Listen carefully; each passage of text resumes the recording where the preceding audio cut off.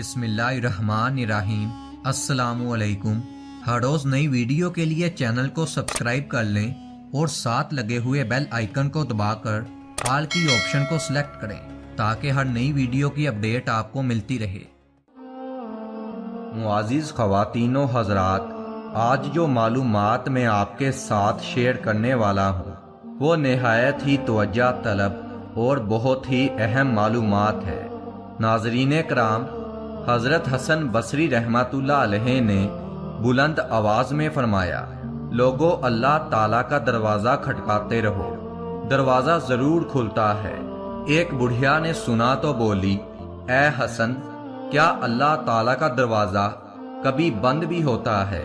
حضرت حسن بصری رحمۃ اللہ علیہ یہ بات سن کر گش کھا کر گر پڑے اور فرمایا، اے اللہ پاک، یہ بڑھیا تجھے مجھ سے زیادہ جانتی ہے۔ سب سے برا کھیل وہ ہے جو کسی کے خلوص سے کھیلا جائے۔ جب اللہ بہترین سے نوازتا ہے تو پہلے بدترین سے گزارتا ہے۔ اگر آدمی کی نیت درست ہو اور وہ کوشش شروع کر دے تو اللہ تعالیٰ کی مدد آ جاتی ہے۔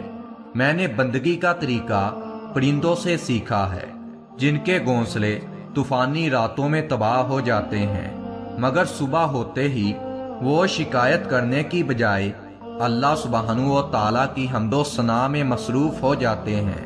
اناؤ نفرت و خود غرضیوں کے ٹھہرے پانی میں محبت گھولنے والے بڑے درویش ہوتے ہیں۔ معزز خواتین و حضرات، حضرت محمد صلی اللہ علیہ وآلہ وسلم نے ارشاد فرمایا کہ 4 چیزیں بد نصیبی کی پہچان بنتی ہیں۔ نمبر 1، آنکھوں کا خشک ہونا، یعنی کہ اللہ کے خوف سے کسی وقت بھی آنسو نہ ٹپکے۔ نمبر 2، دل کا سخت ہونا، یعنی کہ آخرت کے لیے یا کسی دوسرے کے لیے کسی وقت بھی نرم نہ پڑے۔ نمبر 3، امیدوں کا لمبا ہونا، اور نمبر 4، دنیا کی لالچ ہونا۔ حضرت ابو بکر صدیق رضی اللہ تعالیٰ عنہ نے فرمایا کہ کسی کو دکھ دینے والا کبھی خوش نہیں رہ سکتا۔